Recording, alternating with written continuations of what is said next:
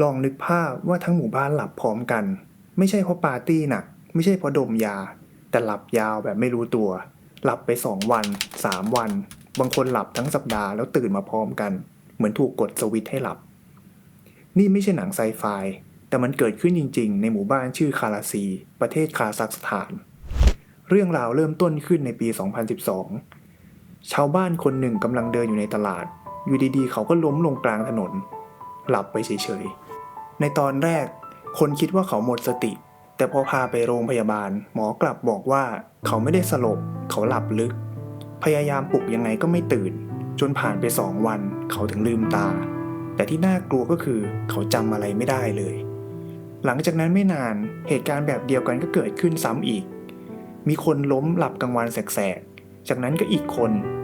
นจนสุดท้ายมีคนหลับพร้อมกันทั้งหมู่บ้านไม่ใช่แค่ผู้ใหญ่เด็กๆก็เป็นในบางวันเด็กนักเรียนทั้งห้องหลับไปพร้อมกันในเวลาเดียวกัน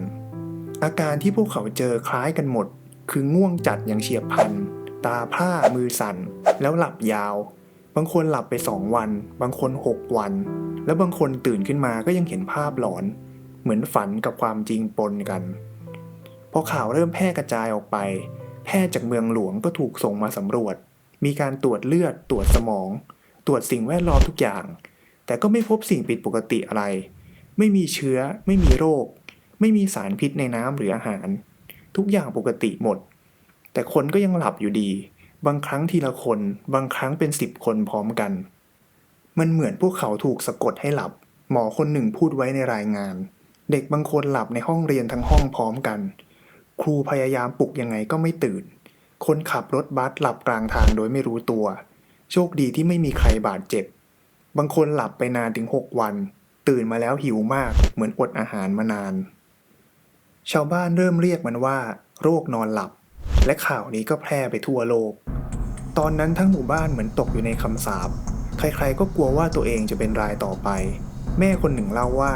เธอตื่นมาแล้วเห็นลูกชายหลับอยู่บนโต๊ะอาหารพอลืมตาขึ้นอีกทีก็คือ3 วันให้หลังอาการร่วมที่ทุกคนมีเหมือนกันก็คือมึนงงตาพร่าก่อนจะหลับและหลังตื่นมาจะมีอาการสับสนจำไม่ได้ว่าหลับไปกี่วันบางคนเห็นภาพหลอนมีคนเล่าว่าเห็นแมวพูดได้เห็นคนในบ้านกลายเป็นเงาหรือเห็นแสงสว่างจ้าในฝันเหมือนมีใครเปิดประตูเข้ามารัฐบาลเริ่มวิตกเพราะโรคนี้ไม่เคยถูกบันทึกในประวัติศาสตร์การแพทย์มาก่อนทั้งหมู่บ้านกลายเป็นห้องทดลองขนาดใหญ่นักวิทยาศาสตร์จากหลายประเทศเดินทางมาทั้งรัสเซียยูเครนและญี่ปุ่นทุกคนพยายามหาว่าอะไรคือสาเหตุที่ทำให้คนหลับพร้อมกันเป็นวันๆบางคนตั้งสมมติฐานว่าอาจมีไวรัสประหลาดในอากาศบางคนบอกว่าอาจจะเป็นอาการทางจิตหมู่หรืออาจมีอะไรบางอย่างในดินที่ส่งผลต่อสมองแต่ไม่มีอะไรสอดคล้องกันเลยทุกครั้งที่ตรวจค่าร่างกายทุกอย่างออกมาปกติสิ่งที่ทำให้แพทย์งงมากก็คือแม้แต่สัตว์บางตัวก็เริ่มแสดงอาการเดียวกันหมาแมวและวัวในบางตัวในคาลิซีก็หลับไม่ยอมตื่นรัฐบาลคาซัคสถานเริ่มเข้ามาตรวจสอบเพราะหมู่บ้านนี้ตั้งอยู่ใกล้เมืองร้างชื่อคลัสนากอสซึ่งเคยเป็นเหมืองยูเรเนียมขนาดใหญ่ในยุคสหภาพโซเวียตพอทีมวิศวกรลงไปตรวจในเหมืองก็พบกับสิ่งที่ทุกคนไม่คาดคิดอากาศในคาราซีระดับออกซิเจนต่ำกว่าปกติ 20-30% ในขณะที่ระดับคาร์บอนมอนอกไซด์สูงพอจะทำให้สมองขาดออกซิเจนเหมืองยูเรเนียมเก่าเหล่านี้อยู่ลึกใต้ดินเมื่อเวลาผ่านไปอุโมงค์บางส่วนยุบตัวก๊าซคาร์บอนมอนอกไซด์จึงรั่วขึ้นมาสู่ผิวดินโดยเฉพาะในช่วงฤดูหนาวที่อากาศหนาแน่นเมื่อก๊าซนี้สะสมในอากาศคนในหมู่บ้านจึงสูดเข้าไปทีละนิดโดยไม่รู้ตัวคาร์บอนมอนอกไซด์ทำให้สมองขาดออกซิเจนผลคืออาการมึนง่วงและหลับลึกแต่ในกรณีของคาราซีระดับก๊าซอยู่ในระดับไม่ถึงตายจึงทำให้หลับลึกเฉยๆแล้วตื่นขึ้นได้เมื่อก๊าซลดลงหลังจากนักวิทยาศาสตร์ยืนยันสาเหตุรัฐบาลเริ่มย้ายชาวบ้านออกจากพื้นที่ทีละคนจนหมู่บ้านคาราซีกลายเป็นหมู่บ้านผีสิ่งที่น่าขนลุกก็คือแม้หลังจากอพยพแล้วบางคนที่ย้ายไปอยู่เมืองอื่นก็ยังมีอาการหลับยาวกลับมาเป็นระยะแพทย์เชื่อว่าเซลล์สมองบางส่วนได้รับความเสียหายจากการขาดออกซิเจนเป็นเวลานาน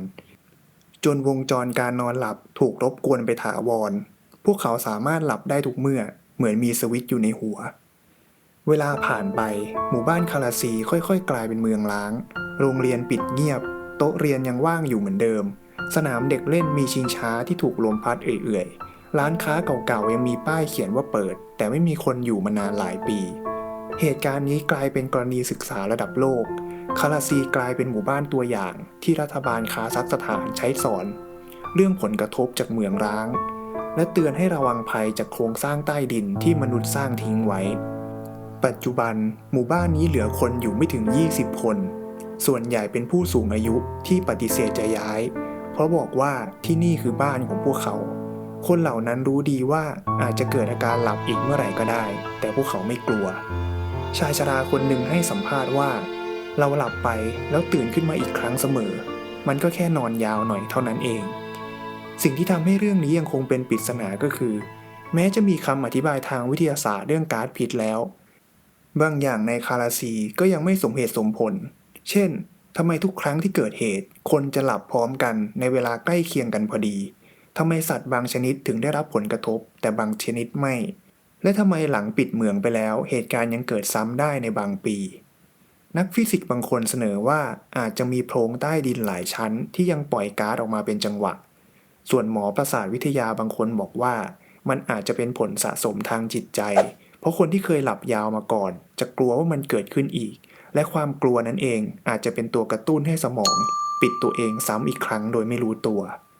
ไม่ว่าความจริงจะเป็นยังไง เรื่องของหมู่บ้านคาราซีก็กลายเป็นหนึ่งในเหตุการณ์ประหลาดที่สุดในศตวรรษที่ 21 หมู่บ้านที่คนทั้งหมู่บ้านหลับพร้อมกันจริงๆ ไม่มีปีศาจ ไม่มีไวรัส ไม่มีเวทมนต์ มีเพียงมลพิษจากอดีตที่ยังไม่เคยหลับเลยแม้แต่วินาทีเดียว